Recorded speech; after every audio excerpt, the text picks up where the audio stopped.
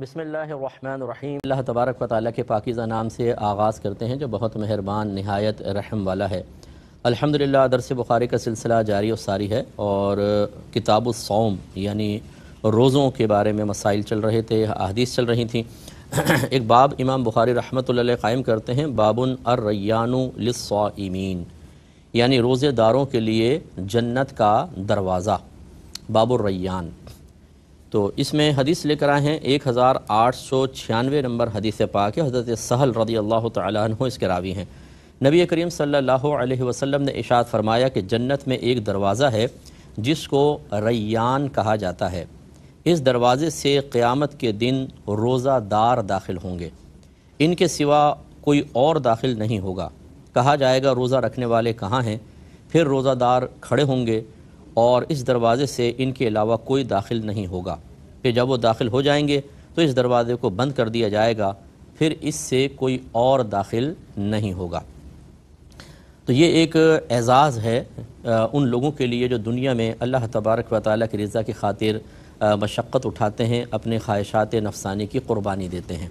یہ خاص طور پہ رمضان کے روزوں کے بارے میں، یعنی فرض روزے جو لازم روزے ہیں ان کو پورا کرے گا اور اس کے علاوہ نوافل کی کثرت بھی کرتا ہوگا تو یہ مزید برکت ہوتی ہے۔ تو روزہ رکھنے میں چونکہ تمام دن انسان اپنے آپ کو بھوکا پیاسا رکھتا ہے، اور خصوصاً جب ہارڈ ورکنگ ہو، جو دھوپ میں کام کر رہے ہوتے ہیں رمضان میں بھی، اور اس کے باوجود روزہ ترک نہیں کرتے ہیں، کپڑا گیلا کر کر کے اپنے سر پہ رکھتے رہیں گے یا بدن پہ پانی ڈالتے رہتے ہیں تاکہ تھوڑی سی ہوا لگے تو ٹھنڈا ہو جائے بدن، لیکن روزہ ترک نہیں کرتے ہیں، اور اس کے علاوہ پھر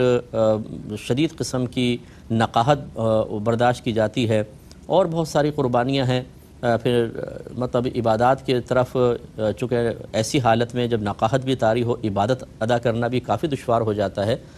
تو گویا کہ یہ ایک ایسی عبادت ہے جو نفس پر بہت زیادہ گراں گزرتی ہے، اور رمضان میں جیسے آگے حدیث میں آ رہا ہے شیاطین بھی بند ہوتے ہیں، تو پھر اس وقت انسان مطلب بہت زیادہ اپنے نفس سے لڑ کر اس پہ غالب آنے کی کوشش کر کے اللہ تعالیٰ کی رضا حاصل کرتا ہے۔ تو یہ اعزاز ہے، اللہ تبارک و تعالیٰ ایسے شخص کی گویا کہ قدر فرماتا ہے، اور میدان معاشر میں اس کو VIP پروٹوکول ملے گا کہ صرف روزہ دار داخل ہوں گے۔ اس کا مطلب یہ ہے کہ جن لوگوں نے استقامت سے روزے نہیں رکھے ہوں گے یا رکھتے ہی نہیں ہوں گے تو وہ بڑی حسرت اور پچھتاوا محسوس کریں گے۔ اچھا، جنت ایک مرکزی دروازہ ہے، اس سے بھی داخل ہو سکتے ہیں۔ داخل ہونا تو جنت میں ہی اصل مقصود ہے، یا اللہ تعالیٰ کا ارادہ یہ ہے کہ نیک لوگوں کو جنت میں ڈالے گا، لیکن یہ خاص طور پر مطلب ذکر کرنا کہ اس دروازے سے روزہ دار آئیں، حالانکہ سیدھے سامنے مرکزی دروازے سے بھی جا سکتے ہیں، تو یہ اللہ تعالیٰ نے گویا کہ ان لوگوں کے لیے ایک انعام رکھا ہے آخرت میں۔ اب جیسے کوئی گورنمنٹ اعلان کرے کہ جو اس علاقے کے رہنے والے ہیں سب کو فنڈ دیے جائیں گے، لیکن ان میں سے ایک کا نام لیں، لیکن خاص طور پر فلاں چودھری صاحب کو دیے جائیں گے، تو اس وقت ان چودھری صاحب کی خوشی کا عالم کیا ہوگا؟ حالانکہ ان تمام میں وہ بھی شامل تھے، لیکن جب علیحدہ ہم ذکر کرتے ہیں تو زیادہ خوشی محسوس ہوتی ہے۔ تو اس لیے اللہ تعالیٰ بروز قیامت ان روزے داروں کا جنہوں نے دنیا میں اپنے نفوس سے مقابلہ کر کے اللہ تعالیٰ کی رضا کی خاطر یہ مشقت برداشت کی تھی، درجہ بلند فرمائے گا۔ اس سے ہمارے وہ بھائی بہن درس حاصل کریں جو روزوں کو بہت زیادہ معاذ اللہ ثم معاذ اللہ مصیبت سمجھتے ہیں، اور ایسے ایسے لوگ بھی آپ کو ملیں گے جو یہ کہیں گے کہ ہم نے ساری زندگی کو روزہ نہیں رکھا، تو ان کے لیے وہ لمحہ بہت ہی زیادہ حسرت اور پچھتاوے کا ہوگا، ایسا ہرگز نہیں کرنا چاہیے۔ اگلی حدیث پر آتے ہیں 1897 1897 نمبر حدیث پاک ہے، حضرت ابو ہریرہ رضی اللہ تعالی عنہ نے فرمایا، جو شخص اللہ تعالیٰ کی راہ میں زوجین خرچ کرے گا، زوجین کہتے ہیں جوڑے کو، تو ایک جوڑا خرچ کرے گا، جوڑا مطلب دو چیزیں مراد، ایک تو لباس ہوتا ہے اس کو بھی جوڑا کہہ دیتے ہیں، مراد ہے دو چیزیں مل کر یہ کہتے ہیں ایک جوڑا ہے، تو یہاں اس سے مراد چاہے دو لباس، دو دینار، دو درہم، کچھ بھی ہو سکتا ہے۔ تو سرکار فرماتے ہیں جو شخص اللہ کی راہ میں ایک جوڑا خرچ کرے گا اس کو جنت کے دروازوں سے پکارا جائے گا، اے اللہ کے بندے یہ خیر ہے۔ پس جو شخص نمازیوں میں سے ہوگا اس کو باب الصلاۃ سے بلایا جائے گا، اور جو شخص مجاہدوں میں سے ہوگا اس کو باب الجہاد سے لایا جائے گا، اور جو شخص روزہ داروں میں سے ہوگا اس کو باب الریان سے بلایا جائے گا، اور جو شخص اہل صدقہ میں سے ہوگا اس کو باب الصدقہ سے بلایا جائے گا۔ گویا کہ جنت میں ضمنی مختلف اعمال کی طرف منسوب دروازے ہوں گے، بلا تمثیل میں سمجھاتا ہوں، جیسے ہم اسٹیڈیم میں جاتے ہیں تو مختلف جو بھی جاتا ہے تو مختلف پلیئرز کے نام سے دروازے مختص ہوتے ہیں، تو اس میں شاید جو کھلاڑی ہے وہ فخر محسوس کرے کہ میرے نام سے ایک دروازہ مختص کر دیا گیا ہے۔ ایسے ہی جو اللہ کے نیک بندے ہوں گے جنہوں نے دنیا میں نیک اعمال کیے ہوں گے اور آخرت کو پیش نظر رکھ کر اللہ تعالیٰ کی رضا کے حصول کو فراموش نہیں کیا ہوگا، وہ اس برکت کو اپنی آنکھوں سے دیکھیں گے اور دوسرے لوگ ان کو رشک بھری نگاہوں سے دیکھ رہے ہوں گے۔ حضرت صدیق اکبر رضی اللہ تعالیٰ عنہ بھی وہاں بیٹھے ہوئے تھے۔ انہوں نے پوچھا یا رسول اللہ صلی اللہ علیہ وسلم، آپ پر میرے ماں باپ فدا ہو جائیں، اگر کسی کو ان دروازوں میں سے کسی ایک دروازے سے بلایا جائے تو وہ بھی بہت اچھا ہے، لیکن کیا کوئی ایسا بھی ہوگا جس کو ان تمام دروازوں سے بلایا جائے؟ رحمت کونین صلی اللہ علیہ وسلم نے ارشاد فرمایا کہ ہاں، اور مجھے امید ہے کہ تم ایسے ہوگے۔ تو اس سے صدیق اکبر رضی اللہ تعالیٰ عنہ کی ایک فضیلت بھی ظاہر ہوئی۔ ذرا غور کیجئے گا تھوڑا سا کہ نبی کریم صلی اللہ علیہ وسلم نے آپ کے لیے ایک عظیم بشارت بیان کی ہے کہ مجھے امید ہے کہ تم ان میں سے ہوگے۔ یاد رکھیں جب اللہ کے نبی امید کا لفظ کہیں تو وہ یقین کے درجے میں ہوتا ہے، کیونکہ وہ اپنے پاس سے آخرت کے احوال بیان نہیں کرتے بلکہ اللہ تعالیٰ کی طرف سے وحی ہوتی ہے۔ تو اس کے بعد ہی نبی بھی مستقبل کا حال از خود تو نہیں جانتا، وہ اللہ کے بتائے سے جانتا ہے۔ اس کا مطلب یہ ہوا کہ اللہ تعالیٰ کے نزدیک بھی صدیق اکبر رضی اللہ تعالیٰ عنہ جنت میں جائیں گے، بلکہ اس شان کے ساتھ جائیں گے کہ چونکہ آپ نے ان تمام ذکر کردہ نیک اعمال کو زندگی میں اپنایا ہوگا تو ہر دروازے سے آپ کو عرض کیا جا رہا ہوگا آپ تشریف لائیں اور جنت میں آ جائیں۔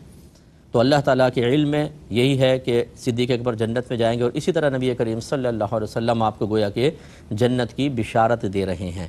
تو جن کو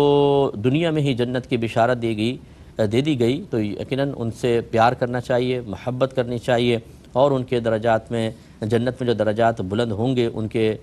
وسیلے سے ہمیں دعا کرنی چاہیے، ان بزرگ ہستی کے وسیلے سے دعا کرنی چاہیے کہ اللہ تبارک و تعالی ہمیں بھی ایسا مقام و مرتبہ عطا فرمائے۔ یعنی صدیق اکبر رضی اللہ تعالی عنہ جیسا مقام و مرتبہ تو نہیں مل سکتا، یعنی جیسے ان کو اللہ تعالیٰ نے نیک اعمال کی توفیق عطا فرما کر میدان محشر میں ہر دروازے سے بلانے کے بارے میں اپنے حبیب کی زبان اقدس سے بشارت سنوا دی، کاش ہم بھی ایسا کریں کہ ان چیزوں کو اپنائیں تاکہ برود قیامت تمام مخلوق کے سامنے ہمیں بھی مختلف دروازوں سے بلایا جائے۔ تو ان میں جو چیز ذکر کی گئی ان کا تھوڑا سا کر لیتے ہیں بات ان پہ، کہ ایک تو اللہ کی راہ میں ایک جوڑا خرچ کریں، تو کوشش کیا کریں کبھی ایسا ہو کہ دو ملا کر چیزیں آپ دے دیں، جیسے 2 روپے دے دیے یا 200 روپے دے دیے، 100 کے 2 نوٹ کا ایک جوڑا بن گیا، یا 2 جوڑے جو پہننے والے ہوتے ہیں لباس وہ کسی کو دے دیے، اس قصد و ارادے سے کہ اس میں بڑی برکت ہوتی ہے۔ اور دوسری بات نماز پڑھنا، کیونکہ باب الصلاۃ سے نمازیوں کو بلایا جائے گا، اور نماز پڑھنے سے مراد وہ کہ جس کی عادت ہے نماز پڑھنے کی، یہ نہیں کہ کبھی کبھار نماز پڑھ لی۔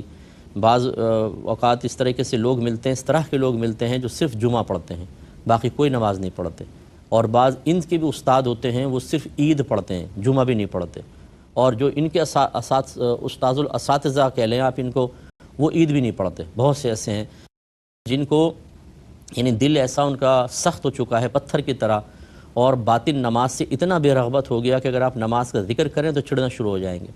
اور وہ سمجھیں گے کہ نماز پڑھنا بالکل کوئی ایسا بیکار عمل ہے۔ معذاللہ زبان سے نہیں کہتے لیکن کون کرے، اور بوجھ محسوس ہوتا ہے، وضو کروں پھر نماز، وہ ہو ایسا لگے گا جیسے بہت بڑا پہاڑ سر کے اوپر گرنے والا ہے، اور بھئی یہ پہاڑ تو ہم سے برداشت نہیں ہوگا۔ اور انہی کو اگر آپ ابھی کہہ دیں کہ آ جاؤ ذرا تمہیں سینما گھر میں چل رہا ہے، سینما ہال میں ٹکٹ موجود ہے، 3 گھنٹے بیٹھنا ہے، کرکٹ کی آفر کر کے دیکھ لیں، یوٹیوب پر فیس بک پر بیٹھ جائیں تو 2 3 4 گھنٹے بیٹھ جائیں، تھکن کا نام نہیں ہوگا، لیکن اللہ کی بارگاہ میں سر جھکاتے ہوئے تکلیف ہوگی۔ یہ بڑی غلط حرکت ہے۔ میدان محشر میں سزا اور ذلت تو ایک الگ چیز ہے، لیکن یہ حسرت بہت بڑی ہوگی کہ باب الصلاۃ سے پکارا جائے گا، جن کو اللہ نے توفیق دی تھی اپنی بارگاہ میں سر جھکانے کا موقع فراہم کیا تھا، لیکن انہوں نے اپنی حماقت سے اس موقع کو ضائع کیا، وہ اس وقت بہت زیادہ پچھتا رہے ہوں گے۔ جسے میں کبھی کبھی مثالوں سے سمجھا دیتا ہوں کہ اس لیے ہم حصی مثال دیتے ہیں، زیادہ بہتر سمجھ میں آتا ہے کہ اگر گھر میں کوئی نعمت تقسیم ہو رہی ہے نا، مٹھائی اور کوئی ایک بھائی باہر وہ دیر سے پہنچے، پتہ چلا جو مٹھائی تقسیم ہو گئی ختم ہو گئی، وہ اس پر بھی صدمہ اور افسوس کرے گا، یار میرا ایک گلاب جامن نکل گیا۔ اسی طریقے سے اگر کوئی ادارے کے اندر آفر کی جائے کہ بھئی یہ کام کرو گے تو تمہیں بونس مل جائے گا، کوئی پرواہ نہ کرے، بعد میں دوسروں کو بونس مل رہا ہو اس کو نہ مل رہا ہو، تو بہت زیادہ حسرت محسوس ہوگی۔ تو ایک ہوتا ہے صرف اکیلا کسی شخص کو کسی کام سے محروم کر دینا، دوسرے کو انعام نہ مل رہا ہو، دوسرا سب کو انعام نہ مل رہا ہو، لیکن تیسری صورت جو ہے، یہ دو صورتیں بڑی آسان ہیں کہ انسان کے اوپر کہ تھوڑا سا صدمہ ہوگا، لیکن تیسری صورت سب سے زیادہ تکلیف دہ ہے کہ سب کو انعام مل رہا ہو اور وہ محروم ہو۔ تو یہ چیز نہیں ہونی چاہیے۔ اپنے آپ کو بھی ہمیں تیار کرنا چاہیے اور اپنے گھر والوں کو بھی۔ جو مرد حضرات سماعت فرما رہے ہیں، اپنی ازواج کو اٹھائیں وہی فجر کے اندر، ان کو دیگر نمازوں کی پیار محبت سے تلقین کریں۔ اگر بہنیں سماعت فرما رہی ہیں اور شوہر کوتاہی کرتا ہے تو بڑے پیار محبت سے شوہر کو بالکل ایسے راضی کریں جیسے آپ نے کہیں پکنک پوائنٹ پہ جانا ہو، کہیں شاپنگ کرنے جانا ہو، کسی رشتہ دار سے ملنے جانا ہو، نیا سوٹ لینا ہے، شوہر سے پیسے نکلوانے ہیں، تو جیسے ہماری بہنیں پھر خوب مہارت تامہ کا مظاہرہ کرتی ہیں، پیار سے بات کرنا، چائے بنا کے لے آئیں، کھانا مٹھائی سامنے رکھ دی، شوہر بھی حیران ہو جاتا ہے کہ آج اتنا وی آئی پی پروٹوکول کیسے مل رہا ہے، کیا یہ میرا کوئی کمال ہے؟ پھر وہ کہتی ہے نہیں تیرا کمال نہیں، زبان سے نہیں کہتی، یہ میرا ہی کمال ہے، مجھے یہ ضرورت ہے۔ تو یہ جو طریقہ کار ہوتے ہیں کہ بیوی اپنے شوہر کی نفسیات کو اچھا طرح سمجھتی ہے اور پھر اپنے مسائل حل یا اپنا مقصود حاصل کرنے کے لیے اس کو مینٹلی طور پر اس طرح راغب کر دیتی ہے کہ وہ خوش دلی سے اس چیز کے لیے راضی ہو جاتا ہے۔ ایسے ہی نماز کی ادائیگی کے لیے، گناہوں سے بچنے کے لیے اور اپنے بچوں کے لیے اچھا رول ماڈل بننے کے لیے بھی اس کا ذہن بنائیں، یہ بہت ضروری ہے۔ اگلے سرکار نے فرمایا جو شخص مجاہدوں میں سے ہوگا اس کو باب الجہاد سے بلایا جائے گا۔ تو یہ آج کل جہاد چونکہ شرعی جو جہاد ہے وہ اکثر جگہ کہیں پر اب نہیں ہو رہا ہے، تو ہمیں اپنے نفس کے ساتھ جہاد کرنا چاہیے، کیونکہ میرے آقا صلی اللہ علیہ وسلم بعض اوقات جب صحابہ کوئی غزوے سے واپس آتے تھے، جنگ سے واپس آتے، سرکار فرماتے تم جہاد اصغر سے جہاد اکبر کی طرف آ گئے ہو۔ اصغر کہتے ہیں چھوٹے کو، اکبر کہتے ہیں بڑے کو۔ تو صحابہ کرام علیہم الرضوان پوچھتے یا رسول اللہ یہ جہاد اکبر کیا ہے؟ تو آپ فرماتے نفس کے ساتھ جہاد کرنا۔ اس کا مطلب ہے کافر سے لڑنا بھی بہت بڑی بات ہے، لیکن ہلکے درجے کا جہاد ہے، اپنے نفس سے مقابلہ کرنا بڑا جہاد ہے۔ تو مجھے اللہ کی رحمت سے امید ہے یہ تو جہاد غالباً جہاد اصغر کے بارے میں ہوگا کہ جو کافروں سے لڑیں گے ان کو بلایا جائے گا، لیکن جو جہاد اکبر میں مبتلا ہوں گے، جنہوں نے اس کا سامنا کیا، یعنی نفس سے مقابلہ کیا، شیطان سے مقابلہ کیا، امید ہے کہ انہیں بھی ایسا مقام دیا جائے گا۔ آگے سرکار نے فرمایا جو روزے داروں میں سے ہوگا اس کو باب الریان سے بلایا جائے گا، اس پر ہم نے کلام کیا۔ اور جو شخص اہل صدقہ میں سے ہوگا اس کو باب الصدقہ سے بلایا جائے گا۔ صدقے کا مطلب ہوتا ہے اللہ تعالیٰ کی راہ میں ثواب حاصل کرنے کی غرض سے یا اللہ کی رضا حاصل کرنے کے قصد و ارادے سے کچھ خرچ کرنا، یہ ہے صدقہ۔ تو اس کو کہنے ضروری نہیں ہوتی ہم صدقہ دے رہے ہیں، بلکہ اگر کچھ بھی آپ اللہ تعالیٰ کی رضا کی خاطر ثواب کے لیے دیتے ہیں کسی کو، کسی بھی شکل میں، کیش کی شکل میں، کھانے کی شکل میں، لباس کی شکل میں، وہ صدقہ کہلاتا ہے۔ اور اس کے لیے یوں اوپر سے گھمانا بھی کوئی لازم نہیں ہوتا، یہ ہماری اپنی چلاکیاں ہیں۔ باقی ویسے آپ نیت کریں اور کسی غریب کو دے دیں، صدقہ ہو جائے گا۔ تو یہ صدقہ بھی کبھی کبھار ہمیں کرتے رہنا چاہیے، اور اس کے لیے پہلے بھی آپ کو ایک ترغیب دی تھی کہ ایک نبی کریم صلی اللہ علیہ وسلم نے بنی اسرائیل کے شخص کا ذکر فرمایا کہ وہ جنگل میں محو سفر تھا، تو اس نے آسمان پر سے ایک آواز سنی کہ اے بادل فلاں جگہ جا کے برس جا۔ تو انہوں نے دیکھا اوپر تو ایک بادل چلنے لگا، یعنی حاطف غیب سے آواز آئی تھی۔ تو یہ شخص اس بادل کے پیچھے چلے، کچھ دور جا کر وہ بادل ایک چٹان پر رک گیا اور اس سے پانی برسنے لگا، اور وہ پانی گر کر ایک نالی کسی شکل میں آگے بڑھنے لگا۔ تو یہ بھی پیچھے پیچھے چل پڑے۔ پھر کچھ دیر بعد دیکھا کہ وہ پانی ایک باغ میں داخل ہو گیا اور اس میں ایک شخص کھڑا ہوا ہے اور اس پانی کو مختلف کیاریوں میں بھیج رہا ہے۔ تو آپ گئے، آپ نے سلام کیا اور پوچھا کہ اللہ تعالیٰ نے تمہیں اس برکت سے کس عمل کی وجہ سے نوازا ہے کہ ایک بادل تمہاری خدمت کر رہا ہے اور پانی چل کر تمہارے پاس آ رہا ہے؟ اس نے کہا کہ آپ کو کیسے پتہ چلا؟ تو بتایا کہ یہ صورتحال ہے۔ اس نے کہا جب اللہ نے میرے راز کو ظاہر کر دیا تو میں آپ کو بتاتا ہوں کہ جو اس باغ سے آمدنی ہوتی ہے میں اس کے 3 حصے کرتا ہوں۔ ایک حصہ اسی باغ پر لگاتا ہوں، ایک اپنے بیوی بچوں پہ خرچ کرتا ہوں اور اپنی ذات پہ خرچ کرتا ہوں، اور تیسرا اللہ کی راہ میں صدقہ کر دیتا ہوں۔ تو اس لیے یہ اللہ تبارک و تعالیٰ نے مجھے برکت سے نوازا ہے۔ اس کا مطلب یہ ہوا، اب یہ تو اس شخص پر ظاہر ہو گیا تھا۔ یاد رکھیں جب ہم صدقہ کرتے ہیں تو اللہ تبارک و تعالیٰ ہمارے بے شمار کام بناتا ہے جو بعض اوقات ہم پر ظاہر بھی نہیں ہوتے۔ مثال کے طور پہ آپ صدقہ کرتے ہیں، آپ گھر سے نکلے، اسٹوڈیو کی طرف آ رہے ہیں، اپنے کام کاج کی طرف آ رہے ہیں، رشتہ دار سے ملنے جا رہے ہیں، اللہ تعالیٰ آپ کو کئی جگہ سخت ترین ایکسیڈنٹ سے بچا دے گا۔ اچھا ہم اسے اپنی مہارت سمجھیں گے، دیکھو میں کیسے بچ کے نکل گیا، لیکن وہ صدقے کی برکت ہوگی۔ تو یوں ہوتا ہے کہ بیماریوں سے بچا لیتا ہے، ایکسیڈنٹ سے بچا لیتا ہے، ناگہانی آفات سے بچا لیتا ہے،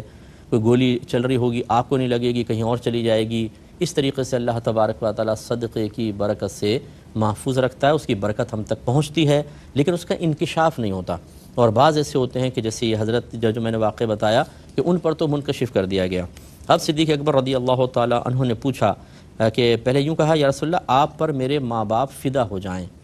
یہ اظہار اپنائیت ہے۔ جب کوئی بزرگ کامل ہو، اکمل ہو، عالم ہیں، صاحب علم ہیں، صاحب تقوی ہیں، نیک ہیں، پرہیزگار ہیں، متقی ہیں، اور خصوصاً دوسروں کو بھی اللہ تعالیٰ کے قریب کر رہے ہوں، جہنم سے بچا رہے ہوں، جنت کا راستہ دکھا رہے ہوں، ایسوں کی صحبت بہت پیاری چیز ہوتی ہے۔ اور ان پر تو واقعی یہ کہہ دینا کہ میرے ماں باپ آپ پہ فدا ہو جائیں کوئی تعجب خیز بات نہیں، یہ بہت اچھی چیز ہے۔ یعنی یہ جملہ چاہے نہ کہیں لیکن کسی طرح اپنائیت کا اظہار، پیار کا اظہار کرنا چاہیے۔ صحابہ کرام علیہم الرضوان اسی طرح کیا کرتے تھے۔ تو انہوں نے پھر پوچھا کہ کیا کوئی ایسا شخص ہے کہ جس کو ان تمام دروازوں سے بلایا جائے گا؟ کسی ایک دروازے سے بلانا بھی سعادت ہے اس کے حق میں، لیکن کیا ہر دروازے سے؟ سرکار نے فرمایا مجھے امید ہے کہ آپ ان میں سے ہوں گے۔ اس پہ طرف سلام کر چکے ہیں، لیکن بات وہی ہے کہ اگر آپ کو مختلف مقامات پر بڑی بڑی ہستیاں، بڑی بڑی شخصیت، وہ دنیاوی عہدوں کی مثال لے لیں، ایک کہے میرے پاس آ کے بیٹھ جائیں، دوسرا کہے میرے پاس آ جائیں، تیسرا، تو اس کا مطلب ہے آپ بڑی وی آئی پی شخصیت ہیں کہ ہر بڑی شخصیت آپ کو اپنی طرف بلا رہی ہے، تو اس وقت بہت خوشی محسوس ہوگی، ایک شخص کو حظ نفس محسوس ہوگا۔ تو میدان محشر میں جب ہر دروازے سے بلایا جائے گا اس وقت قلب میں خوشی کا عالم کیا ہوگا، ہمیں غور کرنا چاہیے۔ وآخر دعوانا ان الحمد للہ رب العالمین۔